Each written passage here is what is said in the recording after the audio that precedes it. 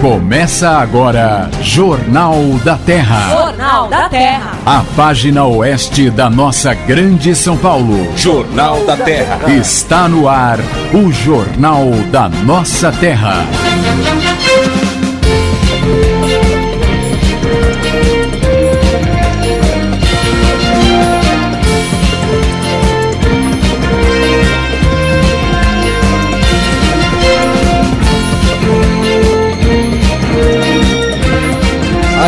Achei o microfone aqui. Alô, São Paulo, uma boa tarde para você. São 5 horas, 1 minuto em São Paulo. Hoje é quinta-feira, dia 22 de agosto de 2013. Essa edição número 161 do Jornal da Terra, que diariamente está contigo aqui, monitorando a região, esclarecendo os fatos, cobrando as autoridades, fazendo rádio na sua essência. O rádio interativo, companheiro e prestador de serviço. Hoje, 22 de agosto, nós temos... o doutor José Lima, que está comigo aqui, sempre lembra as cidades que fazem aniversário. Já percebi isso, doutor. O senhor sabe quais são as cidades que... Boa tarde, doutor. Que faz... Não sabe? Não? Mas só toquei nesse assunto porque o doutor sempre fala. Araraquara, tá fazendo aniversário hoje. Arco-Íris, sabe onde fica, doutor, Arco-Íris? O senhor pode falar, doutor, pode falar já. Ainda não. Não sabe onde fica Arco-Íris, precisa saber, doutor. Fica na região noroeste do estado. Brodowski, mais conhecida. Terra de Cândido. Isso. Inúbia Paulista, confesso que não tenho. Região oeste do estado. Vou pedir a Priscila Fernandes, nossa produtora, que indique que macro-região pertence. Porque nós aqui de geografia paulista não estamos bem, não. Não sabemos aqui. Aliás, parabéns às cidades, então, de Araraquara, Arco-Íris, Brodowski, Inúbia Paulista. Parabéns a você que mora na nossa região e pertence a alguma dessas cidades. E que hoje, evidentemente, tá todo mundo na boa nessas cidades, né? É feriado e tal, aquela coisa de sempre. Hoje também é dia do folclore nacional. Dia do folclore nacional. E o que mais folclórico brasileiro do que o Saci Pererê, né? O que mais que o Saci Pererê? Lembra disso, doutor? Pode falar, doutor, pode falar. Sítio do Pica-Pau Amarelo? Isso. Agora, quem é? Tá fazendo fumaça, fumando cachimbo. Tô reconhecendo a voz. É o Pererê Peralta, negro como a noite, quase que despide. Não, nem parece mesmo. Pula, pula, some. Carlinhos Brown. Não parece, né? Não parece, só acredito que você tá falando. Cantor de MPB, sem esse lado performático dele. Sobe um pouquinho mais. Se divertir. Pere. A vermelha Bom, esse, o Saci Pererê, Curupira, Caipora, o Boto Cor-de-Rosa, Mula Sem Cabeça, são alguns dos personagens que compõem o rico folclore brasileiro que a gente está comemorando hoje. A data foi criada em 1965 por meio de um decreto federal. Folclore é o conjunto das tradições, lendas e crenças de um país, do nosso país. A palavra folclore deriva de folk e lore, que significam povo e conhecimento, respectivamente. São 5 horas e 4 minutos. Esse é o Jornal da Terra. Jornal da Terra. Apresentação: Rodrigo Lobo. Esses são os destaques do Jornal da Terra. Nesta quinta-feira, 22 de agosto, vereadores de Itapevi aprovam Vai sair agora, hein, Jefferson Miro? A nova ETEC Itapevi. Em Barueri, a AS Eletropaulo troca recicláveis por desconto na conta de luz. Estudante foge de Santa Catarina de bicicleta, pedala quase 600 quilômetros até Osasco. Essa molecada, hein? Com estoque em nível crítico, Fundação ProSangue convoca doadores da região. Em Itapevi, Vila Doutor Cardoso vai ter córrego canalizado e nova área de lazer. Operação policial flagra oficinas mecânicas de autopeças em Barueri. Aquelas, né? Os desmanches. Em Carapicuíba, vereador Crepaldi realiza e leva estudantes para plantio de mudas. Vamos falar aqui do tráfico de drogas, infelizmente na cidade de Itapevi. Em Itapevi, olheiro de biqueira de 13 anos. Sentiu fome e foi comer pizza e o bando todo acabou na cadeia. Se ferraram, mano. Os assuntos da nossa gente no Jornal da Terra.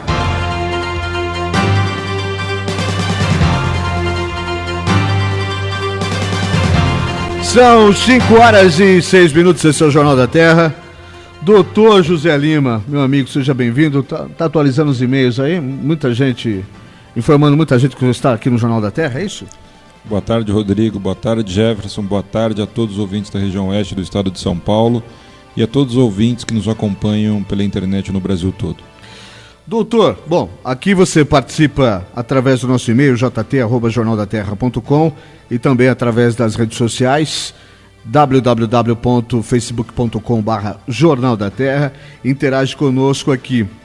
Doutor José Lima, deixa eu ver aqui se eu não fiz nenhuma besteira aqui, porque não era para estar nessa sequência aqui. Ah, não, estão aqui as perguntas. Eu achei que tinha esquecido lá em cima as perguntas para o doutor.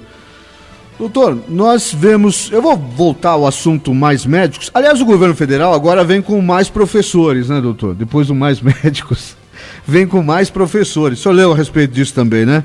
Mais professores, e quando é que nós vamos ter mais políticos, Rodrigo? Essa é muito boa, é verdade. Mas ainda não tive a oportunidade de ler o que pretende. Porque entre os médicos, já sei que vem uma leva de médicos cubanos aí, né? A pagelança vai correr solta, então, doutor? Pagelança é uma expressão que o meu amigo Rodrigo costuma utilizar para os pseudo-colegas de Cuba. Doutora Carol Lima, lá de Campinas, é que taxou de pagelança. Eu não sei, eu não tenho gabarito para cravar, mas era uma médica também, né? Como eles não conseguiram que médicos de países da Europa e de outras regiões viessem para cá, eles conseguiram preencher pouco mais de 10% das vagas a que tinham se proposto inicialmente. Então, eles agora estão pretendendo trazer médicos de Cuba. É exatamente a história que a gente já tinha comentado, Rodrigo. Nós não temos a menor ideia, não há nenhum mecanismo de controle sobre a qualidade da formação desses profissionais. Eles não vão ter os diplomas validados aqui, não vão ser reconhecidos pelos conselhos regionais e federal de medicina. Então nós vamos viver uma situação de exceção. Que não tem similar em nenhum outro país, isso quer dizer? Não tem similaridade em nenhum outro país, isso não acontece em nenhum outro lugar do mundo, mesmo para profissionais que saiam de universidades de excelência, que sejam reconhecidas como as melhores do mundo, quando eles saem do seu país, eles são obrigados a revalidar o seu diploma. Bom, então eu nem preciso dizer que o sentimento da classe vai continuar de... Como vão ser recebidos esses profissionais, doutor? Porque, na verdade, abre-se uma oportunidade e essas pessoas... Eu me lembro de ter visto uma história num telejornal qualquer de um médico português já aposentado em Portugal e que fez a sua inscrição e veio para cá.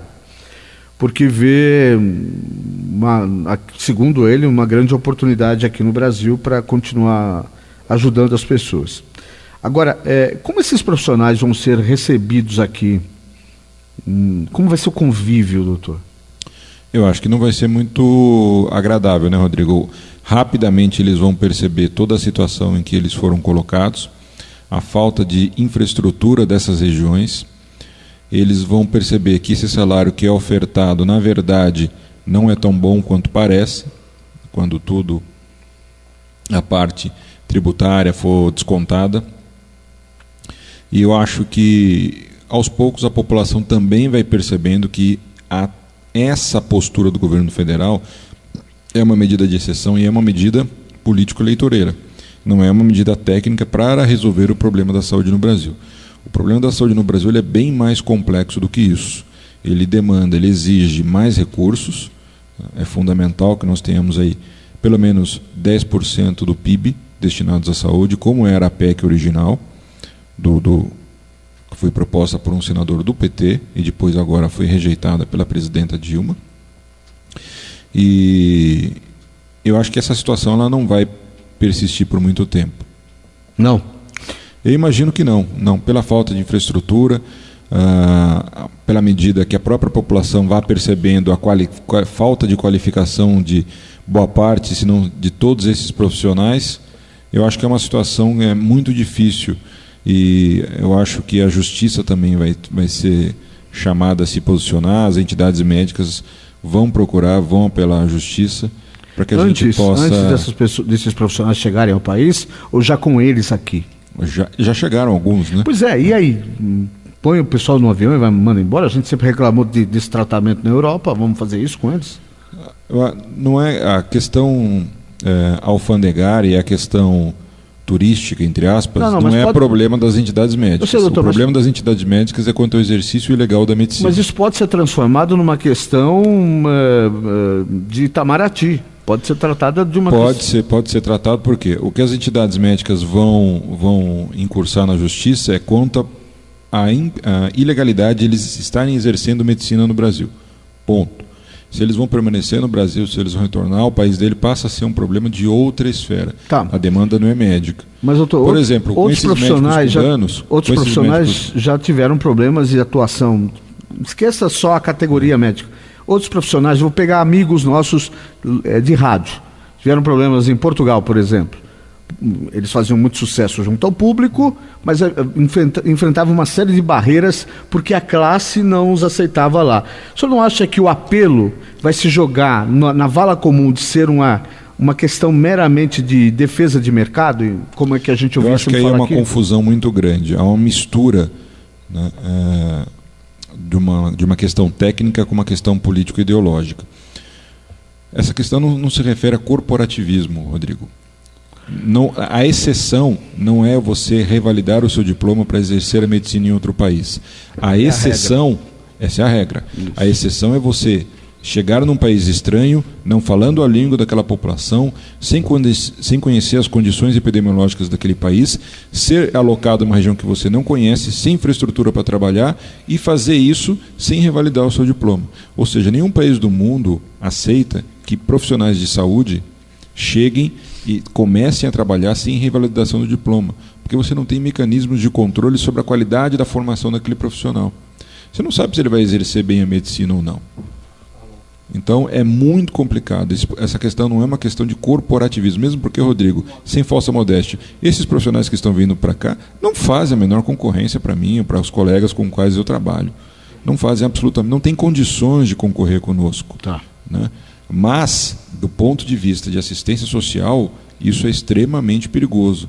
Pode ser extremamente deletério à população ser exposta inocentemente a profissionais que não tenham gabarito suficiente para prestar um atendimento médico de qualidade. Doutor, eu concordo absolutamente com o senhor. O que eu quis dizer é que na hora da argumentação, isso pode ser meramente tratado como uma questão de disputa de mercado, corporativismo, de classe. Isso já está sendo colocado, mas a questão é sempre de você, democraticamente, contrapor as ideias, expor as suas ideias, falar de acordo com a sua consciência, honestamente, e mostrar para a população qual é a situação real do sistema de saúde pública no Brasil.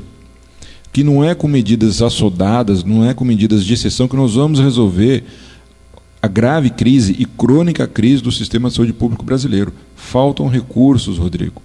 2%, 3% do PIB é pouco dinheiro. Hoje o Brasil investe cerca de 3,5% do PIB em saúde. É pouco.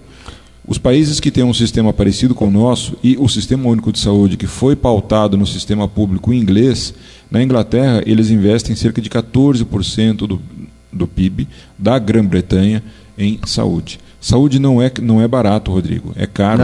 E você tem um país, o único país do mundo que tem mais de 100 milhões de habitantes, que possui um sistema de saúde universal e gratuito, isso tem um preço. Tem um preço orçamentário, tem um preço social. O Brasil é o único país do mundo com mais de 100 milhões de habitantes que tem um sistema público de saúde gratuito e universal. Então, basta você estar em território brasileiro para que você tenha direito a um atendimento médico. Isso não acontece em nenhum outro país do mundo. Certo. Há uma série de restrições. Isso tem um preço, Rodrigo. E o que eu acho que ficou muito claro com todas as manifestações do mês de junho é que a sociedade está disposta a pagar esse preço pela saúde, pela educação, mas não está disposta a pagar pela mobilidade urbana, não está disposta a pagar por outras questões. Então, o orçamento ele tinha que ser baseado, ele tinha que começar a ser feito pela saúde, pela educação, pela mobilidade urbana. E a partir daí se fazer a distribuição com o que restasse. A saúde é posta sempre em último plano. Investir 3,5% do PIB em saúde é menos do que investe a Argentina, menos do que investe o Chile, o Paraguai, o Uruguai. Proporcionalmente. Proporcionalmente, claro, em relação ao PIB de cada país. Então é muito pouco. É insuficiente para que a gente possa prestar um atendimento público de qualidade a toda a população. Agora, doutor, uma outra questão que eu queria falar com o senhor mais daqui a pouco é sobre a lei do ato médico foi sancionada e de um embate. Foi vetada pela presidente, né? Houve um veto. Não, mas a lei foi sancionada com veto, isso aí, né? Não derrubaram. Com 14 vetos. 14 vetos? São significativos esses vetos? Alguns são muito significativos. Na verdade, há uma grande confusão quando você se refere ao exercício da medicina e há, deliberadamente por parte de alguns, a colocação a nível de mídia para a população de que, na verdade, é o interesse corporativo. Não é. Não é.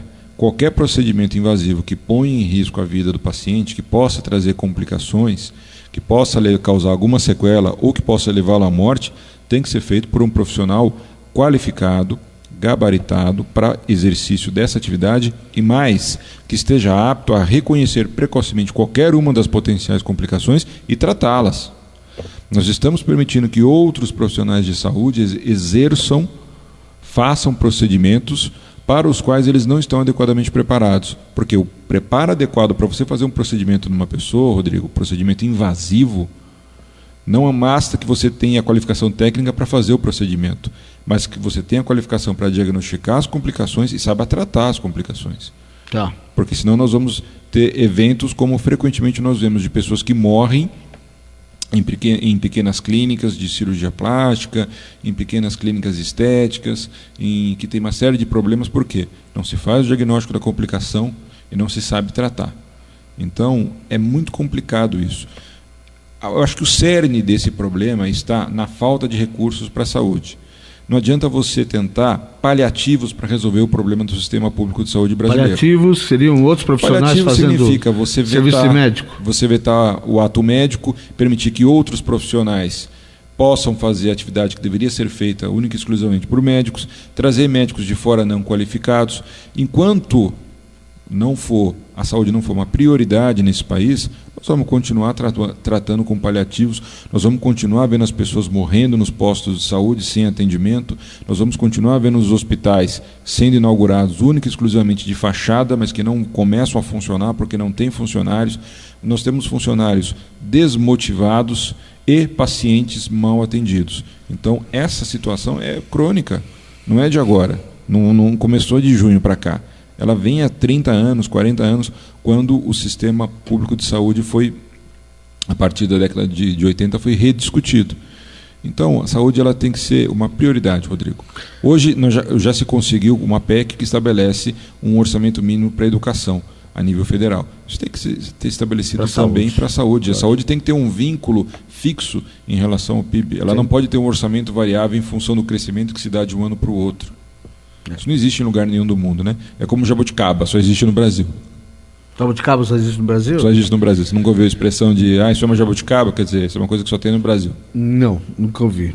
Agora, doutor, eu perguntei também, o senhor acha que com esse desmanzeiro, com esse descuidado do poder público com a questão da saúde e por buscar esses paliativos aí, se avizinha aí um embate entre algumas categorias que trabalham no cotidiano juntos ali, não depende da outra, né? Médico e enfermeiro, principalmente, né? Porque eu vi que essas categorias ontem estavam lá berrando contra algumas coisas relacionadas ao ato médico, que se viram cerceadas também. Estavam lá, eu acho que democraticamente elas têm o direito de pleitear aquilo que elas acham que a consciência delas diz que é correto.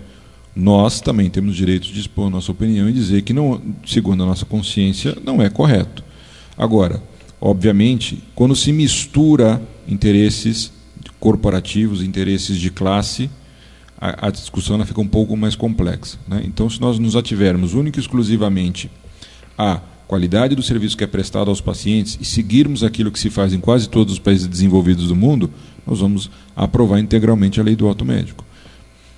Se nós nos deixarmos de atuar tecnicamente e passarmos a enxergar essa questão do ponto de vista político, do ponto de vista partidário, ideológico, aí o cerne da questão, que é a prestação de saúde, ela foge do escopo, deixa de ser verdadeira.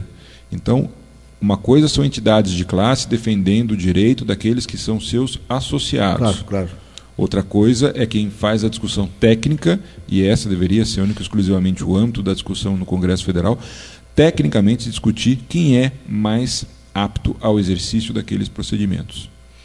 Bom, o ouvinte da Rádio Terra, aqui do Jornal da Terra, se não compreendeu, essa lei do ato médico é uma regulamentação da profissão, delineando limites aonde cada função deve ser exercida no atendimento das pessoas, e a briga que se tem aí é que, como explicou o doutor, alguns procedimentos, por exemplo, enfermeiros querem ter o direito de fazer procedimentos, o que, evidentemente, até para um leigo como eu, já parece estranho, né? Não é porque eu estou do lado de um médico, mas me parece estranho. Até muito mais depois que nós diariamente abrimos o jornal e vemos situações de erro de enfermeiros, né? Ou de técnicos de enfermagem, de gente que realmente não tem um preparo, muitas vezes nem para o que está fazendo, né, doutor? Quanto mais para ir além.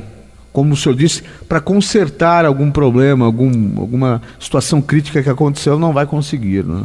Não vai conseguir. Não tem qualificação, não tem experiência e pode colocar em risco a vida de uma pessoa, né? Ninguém gostaria de ser mal atendido ou de ter uma lesão provocada por algum procedimento. Isso é inerente a quem trabalha com medicina e principalmente quem trabalha na área cirúrgica. Existem complicações. Você tem que estar apto para, como já falei, diagnosticar precocemente e tratá-las. Mas existem complicações, existem mortes que são potencialmente evitáveis. E aí, como profissional de saúde, é obrigação que nós alertemos a população e diga: olha, você não vai ser tão bem atendido quanto seria por um médico. Olha, esse profissional de saúde que está sendo colocado nesse posto, que vem de outro país, não vai lhe dar um atendimento adequado. Você não está seguro sendo atendido. Não se pode derivar de alguns pensamentos populares, de alguns ditados populares, dizer é melhor alguma coisa do que nada. Não. É pior um mau médico do que nenhum médico. Sem dúvida. É vida, né? Doutor, nos modos que foi aprovado o ato médico, em algum momento pode ser revisto? O senhor sente que a categoria pensa em reabrir a discussão no outro momento, não? Olha, Rodrigo, a discussão sobre a regulamentação da profissão médica, ela tem mais de uma década. O Brasil é um dos poucos países do mundo que não tem ainda essa regulamentação delimitada. É estranho isso mesmo. Não é estranho, porque isso fere o interesse de alguns grupos de saúde extremamente poderosos. Certo. Saúde é um grande negócio para muitas empresas e que só olham um lado financeiro e não um lado humano e não um lado da prestação de serviço no que tange a promoção de saúde. Então, para quem trabalha do ponto de vista de gestão e não está preocupado com a qualidade do serviço que ele presta para o seu cliente, ou seja, para aquele paciente que lá está procurando porque está doente, porque tem um familiar doente, porque tem um filho doente, ele pensa única e exclusivamente em reduzir custo. E aí é mais barato ter um profissional não médico do que um profissional médico. Entendi. São 5h24, esse é o Jornal da Terra, um jornal falado, onde sua cidade é nossa notícia. Vamos fazer um giro de notícias, daqui a pouquinho voltamos aqui para o estúdio para continuar esse papo com o Dr. José Lima, que está conosco aqui, como em toda quinta-feira. E ainda hoje ele vai responder as perguntas. Eu tenho aqui quero que ele comente aqui essa pesquisa que foi divulgada sobre um ranking do bem-estar na região oeste. E nós voltamos a falar já, 5h25. Jornal da Terra. Jornal da Terra. A sua cidade é nossa notícia. Em mais uma ação destinada à qualidade de vida da população, o prefeito Jaci Tadeu determinou o início de mais uma série de obras de melhorias urbanas na cidade. Na última segunda-feira, foram iniciados os trabalhos de canalização da via pluvial que percorre a Rua Padre Giovanni Cornaro, na Vila Doutor Cardoso. A medida irá melhorar o cotidiano de moradores do bairro que conviviam com o odor e insetos advindos do canal.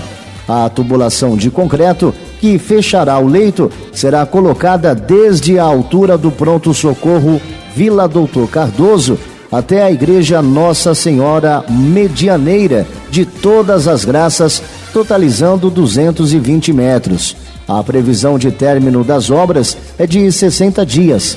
Após a conclusão, a Prefeitura pretende implantar uma área de lazer no local, que contará com pista de caminhada, equipamentos de academia ao ar livre, quadra poliesportiva, parque para crianças e outros equipamentos de lazer.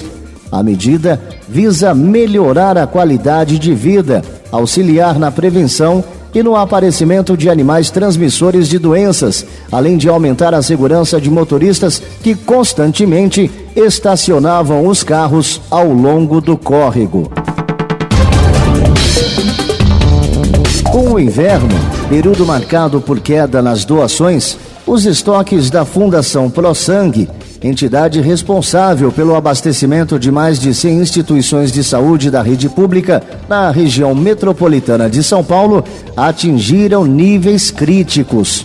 Diante desse quadro, a associação está convocando doadores por telefone e e-mail e também SMS para que compareçam a um de seus postos de coleta.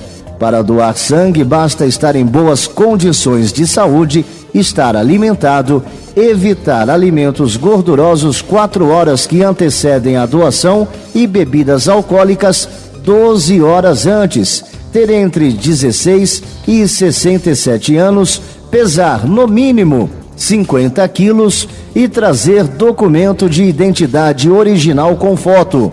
Na região oeste, há 2 postos de coleta, nos hospitais Regional de Osasco e Municipal de Barueri. Mais informações podem ser obtidas pelo telefone 0800 550 300 ou no site prosangue.sp.gov.br. Agora em Barueri, reciclar resíduos pode garantir uma conta de luz mais barata. Entrou em funcionamento ontem no Jardim Paulista um ponto de coleta do programa Recicle Mais, Pague Menos. O programa é mantido pela AES Eletropaulo e estabelece a troca de materiais recicláveis por descontos na conta de energia elétrica. Para participar é preciso fazer o cadastro no local, levando a última conta elétrica. Depois desse processo, o consumidor ganha um cartão e passa a levar os materiais até a unidade.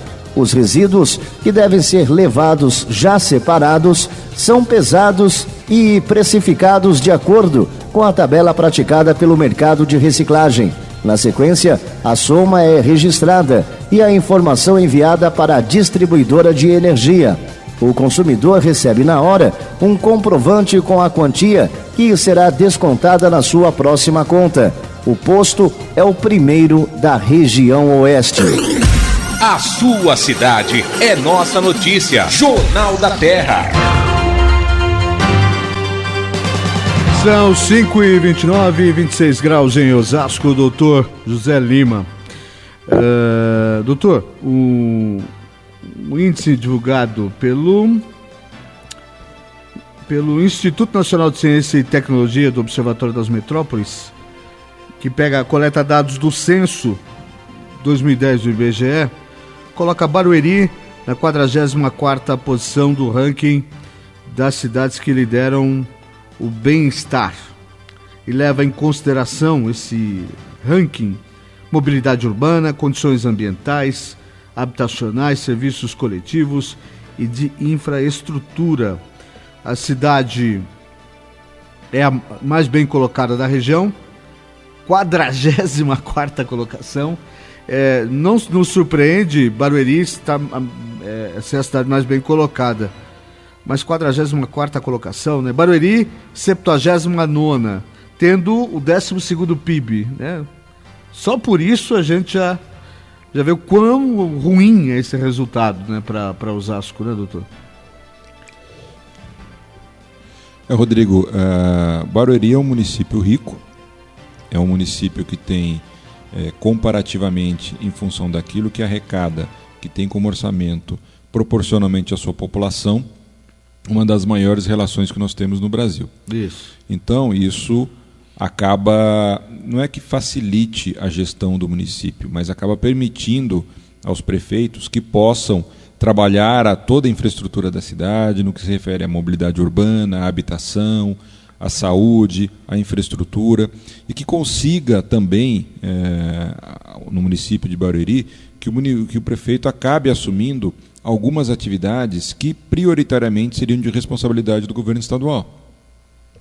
Então, isso se reflete, obviamente, no resultado de todas as pesquisas que tiverem os critérios que você postou aqui, que você, né, me pautou, como mobilidade urbana, infraestrutura, habitação, enfim. Só um exemplo, a segurança de Barueri é extremamente forte, como de Santana de Parnaíba também, e o município responde por quase que a totalidade dessa segurança. Né? Nós moradores dessa região, nós não vemos ali muitas viaturas da polícia militar, mas nós vemos muitas viaturas das guardas metropolitanas que são extremamente armadas, bem armadas, preparadas, contêm com muito material para trabalhar. Então esses municípios, particularmente por essa relação que eles têm entre o que eles arrecadam e a sua população, acaba dando uma maior possibilidade, uma maior margem de gestão para os prefeitos, para que eles possam fazer Mas eu vou colocar o senhor numa saia justa. Vou colocar. Santana de Parnaíba também podemos enquadrar nessa condição, e é só o número 150 do país. Santana de Parnaíba hoje vive um momento de exceção. O prefeito eleito foi afastado pela justiça, foi considerado ficha suja, foi afastado por questões referentes à alocação de recursos enquanto ele era presidente da Câmara. O Tribunal Superior Eleitoral, frente à ministra Carmen Lúcia, de quem eu sou um grande fã e tenho a oportunidade e o privilégio de conhecê-la pessoalmente, acabou determinando... Elvis César não é muito fã dela. Quem? Elvis César. Eu acho que deveria ser. Mas não eu acho que ele é advogado, não? Eu acho que como cidadão brasileiro, e principalmente eu como pessoa honesta, que nunca vivi às custas do erário público, que nunca usei dinheiro que não fosse meu para poder viajar ou frequentar algum congresso, sou fã da ministra Carmen Lúcia e sou fã do presidente do Supremo Tribunal Federal. Pessoas de bem, pessoas honestas, pessoas que estão dispostas a trabalhar pela população. E tomara que todos os políticos, não só da região, mas do estado, do país, a partir das manifestações, tenham essa mesma posição, essa mesma postura. E primeiro, a democracia, como bem já nos disse aqui o José Polici Neto, ela só se faz grandemente a partir da liberdade de pensar e da arte do bem falar. E a democracia, ela se estrutura em 3 grandes poderes. O nosso modelo é estruturado em 3 poderes: o executivo, o legislativo e o judiciário. O judiciário, atualmente, é o poder mais bem avaliado pela população. E o pior avaliado pela população é o poder legislativo. Infelizmente, porque dos 3 poderes, o mais plural, o mais representativo do que é a sociedade é o legislativo. Não é o executivo, que é uma única pessoa, muitas vezes que acaba chegando a um segundo turno com 30% dos votos e se elege, mas não representa toda a sociedade. Mas ali sim, no legislativo você tem um pouco da representação daquilo que é a sua sociedade, seja a nível municipal, estadual ou a nível federal. Então eu acho que é fundamental que aqueles que detêm o poder público, seja em qualquer esfera, tenham a plena consciência do exercício democrático e do respeito às leis e do respeito às instituições consolidadas e principalmente à justiça. Então, sinto muito, se uma pessoa não vê com bons olhos o Supremo Tribunal Federal do seu país, eu acho que o errado é ele, não o Supremo Tribunal Federal. Só para falar, já que falamos aqui do Supremo, vale lembrar que o Supremo está avaliando os embargos em relação à ação penal 470, e hoje acaba de recusar, nesta tarde recusou as tentativas da defesa do Delúbio Soares. Começa agora a avaliar o núcleo político do Mensalão. Bom, doutor, mas o senhor, o que o senhor... Só pra gente... Rodrigo, eu apesar de ser ainda, para um cirurgião, já tenho 41 anos de idade, mas para um cirurgião cardiovascular eu sou extremamente jovem e fui o médico mais jovem a defender o doutoramento na minha especialidade, fui o mais jovem a obter o título de especialista de cirurgião cardiovascular até hoje, e até hoje o que tem a maior nota dentro da Sociedade Brasileira de Cirurgia Cardiovascular na minha prova de especialista, que é uma prova, são 3 fases, né? Você tem a prova teórica, a prova prática e a publicação de um artigo. E, Rodrigo, hoje eu estava ouvindo no trânsito, que está absolutamente caótico com as mudanças assodadas tomadas pelo prefeito Haddad, eu estava ouvindo um jornalista de quem eu sou muito fã e que tenho o privilégio de conhecê-lo também, que é adepto daquilo que às vezes eu brinco que é a chamada terapia do absurdo, que é o Boechat, que é um amigo de ordem pessoal. E ele estava fazendo uma ponderação, eu não me lembro agora qual é o país a que ele se refere, mas ele fala o seguinte: existe enfim, eu vou criar aqui um nome, na Zâmbia, não é no país que ele se refere. E na Zâmbia, que fica ali no Planalto Central, ali próximo da região de Goiânia, um pouco mais para cima, você tem uma corte isolada que não entende que ela não é cercada, não é uma ilha. Na verdade, é esse país onde as pessoas têm atendimento médico nos hospitais mais caros de São Paulo, onde elas têm motorista, onde elas não se preocupam com mobilidade urbana, porque elas têm motorista, têm carros privados, carros privativos, têm passagens aéreas à disposição, tem... o que mais? Alguns têm até jatinho da FAB à disposição. Eles não entendem que eles são cercados por todos os lados de Brasil. Eles não são uma ilha. E nesse Brasil, o que a gente vê são pessoas morrendo sem atendimento médico, são crianças que não têm condições adequadas de educação, é um salário mínimo aviltante, é a mobilidade urbana que não funciona. A cada recurso que é retirado, que é roubado, que é furtado, que é desviado, esse recurso deixa de ir para a saúde pública, deixa de ir para a educação, deixa de ir para a infraestrutura urbana, para a mobilidade, para as creches, para a segurança. O Estado, a cada pessoa que morre sem o atendimento, deveria ser processado. É obrigação do Estado, está lá na Constituição, que saúde é um direito de todos, é universal, é gratuita. A cada pessoa que tem a sua vida ou de um familiar tomada num assalto em São Paulo, frente à epidemia de violência que nós vivemos hoje no estado de São Paulo, porque durante 20 anos nós não tivemos até hoje a formatação de uma política pública de segurança. É incabível, é inadmissível que um partido fique 20 anos no poder e não consiga fazer uma política pública de segurança. Que você tenha índices brutais de violência como nós temos aqui em São Paulo. E pessoas como eu já tenham passado por 18 assaltos. É ridículo. Isso é patético, é inacreditável. Quando eu conto isso, as pessoas riem, dizem que é mentira, e eu, como bom brasileiro que não desiste nunca, tenho 18 boletins de ocorrência feitos e mostro a cada vez, que mostrei para o Boechat, e foi por conta disso que ele até acabou propondo a criação de uma série que em breve vai passar no jornal que ele apresenta à noite. Então, Rodrigo, acho que as mudanças políticas que precisam ser feitas no país, elas são de caráter emergencial. Eu acho que efetivamente nós precisamos passar de uma democracia representativa para uma democracia participativa.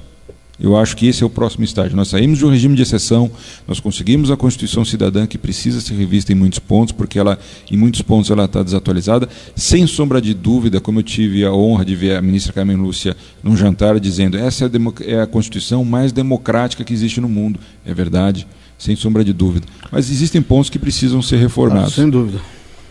Agora, doutor, só para a gente encerrar o assunto Santana de Parnaíba, e a crítica que costuma fazer abertamente o prefeito interino, Elvis César, a ministra que afastou o pai dele, afastou julgando o pai dele lá no TSE, amanhã, no programa de amanhã, nós vamos dedicar o programa a falar de uma pesquisa feita pelo Instituto MAS em junho, final de junho, trazendo o que pensam os moradores de Santana de Parnaíba a respeito do cenário político de lá. Se bem que, se você que está ouvindo a Rádio Terra nesse momento me perguntar o que vai acontecer, nós não podemos cravar. O jornal Diário da Região andou cravando que vai haver eleição, mas basta você conversar com juristas que têm uma simpatia por um lado ou pelo outro, você ouve argumentações muito, para nós leigos, muito firmes de que vai acontecer isso ou vai acontecer aquilo. E já me parece claro que qualquer que seja a decisão, o apontamento, a indicação do TRE, a parte que se enxergar prejudicada vai à justiça no momento seguinte. O que eu quero dizer com isso? Se Silvinho Peccioli tomar posse, foi indicado para assumir a prefeitura, o pessoal do ex-prefeito Marmo César vai à justiça. Se tivermos uma indicação de nova eleição, Silvinho Peccioli vai à rua, vai fazer campanha, mas vai também à justiça. Então esse imbróglio político não acaba aqui. Amanhã vou conversar aqui com o Marcos Agostinho, que vai trazer essa pesquisa, uma pesquisa completa que ele fez e que ele me disse que nenhuma das partes encomendou, que ele foi às ruas, o Instituto MAS bancou essa pesquisa para que ela, num segundo momento, sirva de arrimo para qualquer um dos lados. E até, quem sabe, para uma terceira via. Olha só, até, quem sabe, para uma terceira via. Convido, então, vocês amanhã a acompanharem aqui o Jornal da Terra para entenderem um pouco mais isso. Principalmente você de Santana de Parnaíba, que muitas vezes não sabe o que está acontecendo. Você que abriu os jornais ontem, e viu alguma declaração do prefeito Marmo César dizendo que não sabia do que estava acontecendo e que foi afastado. Gente, ele sabia, sim. Ele tinha um advogado que o representava em Brasília, nas várias instâncias. Sabia, sim. Sabia que já estava fugindo da notificação para ser afastado há pelo menos uma semana. Então, é importante que você de Santana de Parnaíba, se não tem o hábito de ler o jornal, acompanhe através do rádio, acompanhe a televisão, se bem que a televisão, infelizmente, não dá espaço para os municípios da Grande São Paulo, doutor Omar. Olha, Rodrigo, teve há pouco tempo, até postei numa das minhas redes sociais, uma manifestação de um jornalista da Rede Record, no que se refere à situação política de Santana de Parnaíba. Mas é muito raro, doutor. Foi rara a exceção, e quem sabe também nós possamos ter uma manifestação no jornal de uma outra emissora com um jornalista que é grande amigo. Rodrigo, eu só queria lembrar, eu sou morador de Santana de Parnaíba, a toda a população de Santana de Parnaíba que foi às ruas, que se manifestou contra a corrupção, que se manifestou por mais recursos para a saúde, para a educação, para a mobilidade urbana, gritando contra os políticos que estavam não fazendo o uso correto e adequado do dinheiro público em prol da sociedade. Ao invés disso, estavam se dedicando ao exercício incorreto e ilegal do dinheiro público, e foi por isso que o ex-prefeito foi condenado pelo Tribunal Superior Eleitoral, pela ministra Carmen Lúcia, porque fez um uso incorreto, fez um uso inadequado do dinheiro público. Então, para toda a população de Santana de Parnaíba, que elas tivessem em mente, que lembrassem aquilo que aconteceu em junho, e que quando eles foram às ruas, também em Santana de Parnaíba, se manifestando contra a corrupção, o responsável pela corrupção é aquele que, no exercício do poder público, faz um uso inadequado do dinheiro que é de todos nós. Portanto, quem é condenado pelo Tribunal Superior Eleitoral é exatamente o alvo de todas aquelas manifestações que ocorreram em junho. Então isso é uma coisa que a população tem que ser lembrada, tem que ser alertada, tem que ser esclarecida, para que nós possamos ter, de uma vez por todas, começando pelos municípios, no Estado, no governo federal, na Câmara, políticos que não sejam condenados. É inadmissível uma coisa dessa. Né? Não, e nesse sentido, a gente já vai mudar de assunto, mas nesse sentido ainda há, infelizmente, para que se um ET descer nesse planeta aqui nesse momento e a primeira notícia que ele soubesse, primeira situação, primeiro conluio político brasileiro que ele se inteirar for de Santana de Parnaíba, ele não vai entender nada quando todos esses atores, ele entender que todos esses atores estão habilitados a disputar a próxima eleição. O que a população tem que se alertar é o seguinte, o julgamento do Mensalão chamou muito a atenção. E hoje você pergunta para as pessoas se elas votariam naqueles envolvidos lá no Mensalão. E a maioria das pessoas diz que não. Então a população tem que ser alertada que essas pessoas estão sendo julgadas porque também fizeram mau uso do dinheiro público. Então todo político que fizer mau uso do dinheiro público e que for condenado em última instância, não merece o voto da população. A minha avaliação para decidir quem eu voto exatamente é por aí. Depois, os outros critérios. Começa por aí. São 5h46, esse é o Jornal da Terra, um rápido giro de notícias, e daqui a pouco o doutor começa a responder umas perguntas que nós separamos aqui no Jornal da Terra. Os assuntos da nossa gente, no Jornal da Terra. A sessão ordinária da última terça-feira na Câmara Municipal de Itapevi foi marcada por várias críticas ao governo do estado. Os vereadores de Itapevi aprovaram o projeto de lei de autoria da Prefeitura que revoga a doação de terreno para a construção da Escola Técnica do Centro Estadual de Educação Tecnológica Paula Souza, o CETEPS. A instituição é responsável pelas implantações e gestão das ETECs do governo do estado. O projeto gerou muitas críticas dos vereadores sobre o prazo para a construção do edifício. O texto tratava da doação de um novo terreno que atenda às novas exigências do Centro Paulo Souza, que antes contava com o projeto para a implantação de uma escola de pequeno porte. O objetivo agora é instalar uma ETEC de porte médio no município. Jornal da Terra. Jornal da Terra. A sua cidade é nossa notícia. São 5h47, esse é o Jornal da Terra. Doutor José Lima, agora vamos começar aqui pela pergunta da Jurema Vieira de Souza, de Jandira, 40 anos. Me chamo Jurema, 40 anos, tenho um filho de 3 anos. Tive colestase hepática na gravidez, mas o médico descobriu com 38 semanas de gestação. Meu parto foi muito complicado, fórceps, mas gostaria de ter outro bebê. Estou com dúvida e com muito medo. É possível? É seguro? Um grande abraço, Jurema de Jandira. Um abraço, Jurema, da cidade de Jandira, uma cidade aqui da região oeste do estado de São Paulo, próximo a nós aqui. Ela faz, Rodrigo, Jandira, ela acaba fazendo algumas misturas, algumas associações. O problema da colestase que ela teve durante a gestação é potencialmente grave, tem que ser diagnosticado e tratado. Isso não traz a ela impossibilidade de voltar a engravidar, mas ela precisa procurar fazer isso com acompanhamento desde o momento que ela decidir engravidar novamente, não só quando ela já estiver grávida. Pode se repetir o evento. Pode se repetir o evento. E isso não tem absolutamente nada a ver com o parto normal ou por fórceps, né? Isso é por uma desproporção entre a criança que está nascendo e a anatomia pélvica da mãe. O que é? O útero pressiona?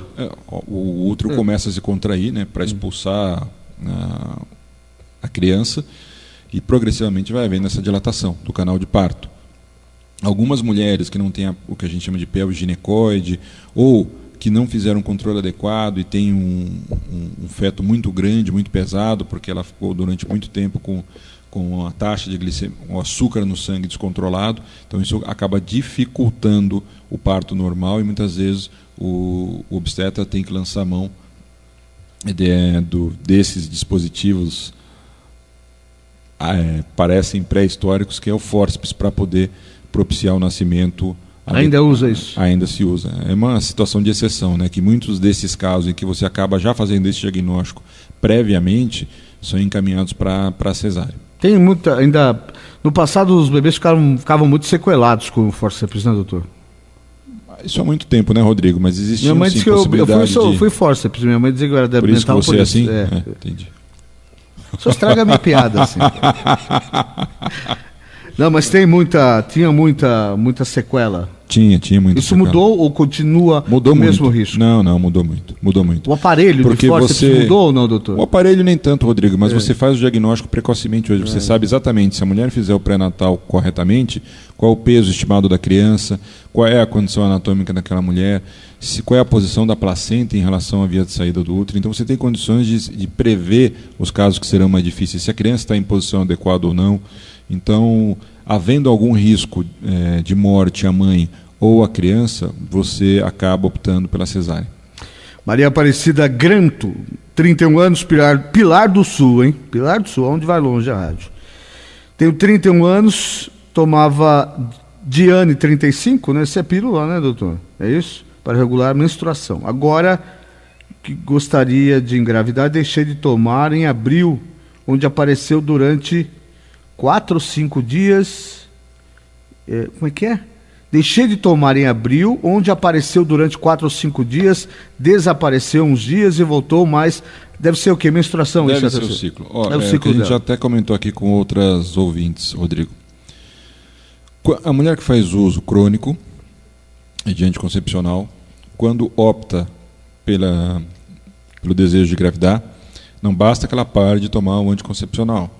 Ela tem que voltar ao ginecologista que prescreveu esse anticoncepcional, manifestar o seu desejo para que ele retire esse anticoncepcional e preste a ela todas as orientações possíveis, que podem envolver também a prescrição de algum outro anticoncepcional para que faça esse período de adaptação, né, para que ela não tenha problemas e para que ela não tenha riscos à saúde. Então, retorne ao ginecologista que prescreveu esse anticoncepcional oral para fazer o segmento adequado. Não basta parar de tomar.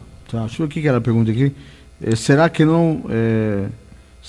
ela quer tanto engravidar, será que eu vou conseguir? Bom, é isso que o senhor falou, né? Tem que procurar o ginecologista e ver se tem alguma necessidade de transição do medicamento, né? Maria Aparecida, de Pilar do Sul, muito obrigado. Muito obrigado por estar tão longe e confiar nesse programa aqui no Dr. José Lima. Marcelina Vieira Manga, Sorocaba, também da região, mais para cá um pouco. Fiz 2 exames de sangue, é bem complexo aqui. Um deu 1,40 e o outro deu 0,01, mas minha menstruação está atrasada há 15 dias, meus hormônios são desregulados, e aí posso estar grávida.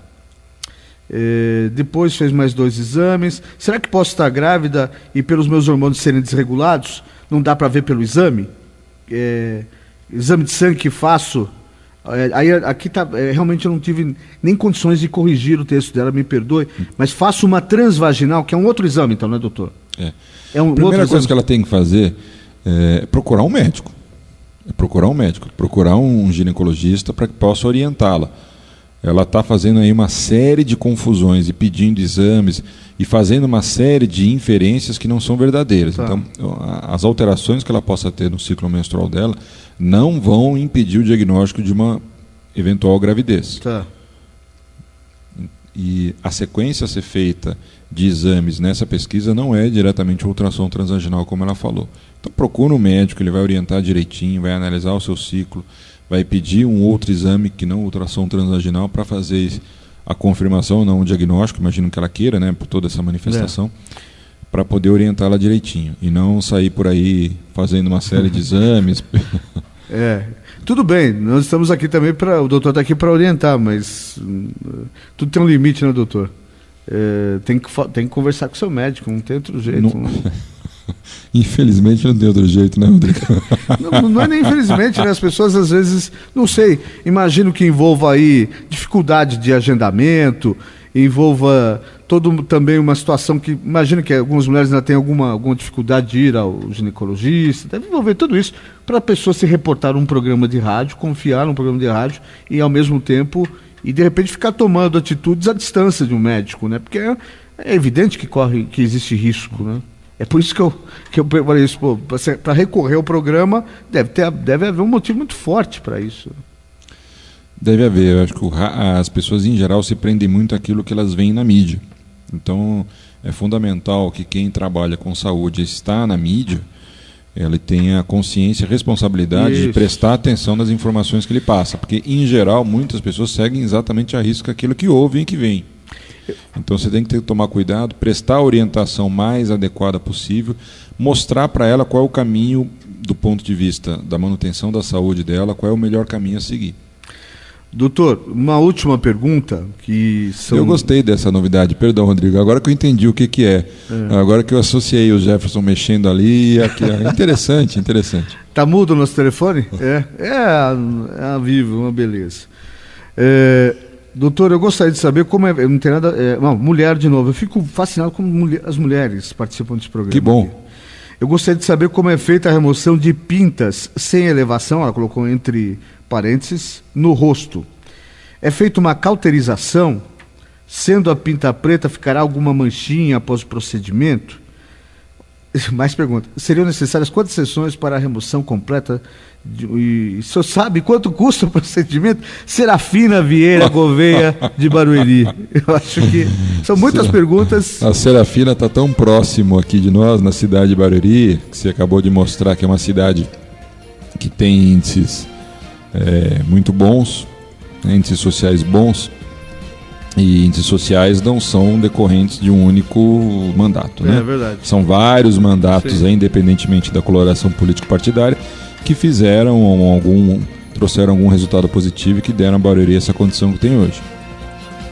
Mas, Serafina, a mensagem que eu posso passar para você é o seguinte: vou voltar à mesma tecla. Procure um médico, procure um dermatologista para que ele faça essa orientação, porque antes do aspecto estético de se mexer com qualquer pinta, se ela começar a doer, se ela começar a sangrar, se a borda mudar o formato, se ela se tornar irregular, há grande possibilidade de que, na verdade, essa pinta não seja benigna e possa ser a manifestação de um câncer de pele, que é muito comum no Brasil pela exposição de sol que nós temos, pela alta densidade solar que nós temos aqui no Brasil. Então, as pessoas têm que tomar muito cuidado com essas pintas. Existem várias técnicas possíveis para retirá-las, desde técnicas mais simples que se faz no consultório com o dermatologista até procedimentos cirúrgicos com cirurgião plástico. E aí o preço, obviamente, se ela está falando do ponto de vista particular, vai variar do tipo de procedimento que ela tiver que fazer e do número de procedimentos que ela precisar fazer. Agora, a primeira preocupação dela não deveria ser com o aspecto estético, mas ter a certeza que aquelas pintas são benignas e que não se trata de um câncer de pele. A novela das 9 da Globo tratou desse tema recentemente, porque me parece que o câncer da menina que faleceu lá começava com uma pinta. Começou com uma pinta, foi investigar e não era meramente uma pinta. Era câncer mesmo. Doutor, está terminando o programa. Mais uma vez queria agradecer ao amigo pela participação aqui no programa, pela força que sempre nos dá aqui e atende os nossos ouvintes com muito carinho sempre. Muito obrigado, doutor. Eu que lhe agradeço, Rodrigo. Muito obrigado a você, muito obrigado ao amigo Jefferson. Muito obrigado a todos os ouvintes da região oeste, muito obrigado aos ouvintes que se manifestam pela internet aqui de longe. Isso. Pode me repassando as perguntas, nós vamos respondendo à medida do possível, por e-mail, e é sempre um prazer poder falar e promover saúde. Vamos juntos, Rodrigo, com determinação e fé. Obrigado, doutor. Está chegando meu amigo Ademir Laurenti, o som de sucesso. O Jornal da Terra volta amanhã, 5 da tarde, aqui no AM 1330. Amanhã um programa, vamos falar muito de Santana de Parnaíba e a pesquisa do Instituto MAS. Um abraço, paz e bem. Não esqueça, onde não há informação, mora a especulação. Termina aqui Jornal da Terra. Jornal da Terra. A página oeste da nossa grande São Paulo. Jornal da Terra. De volta amanhã, 5 da tarde.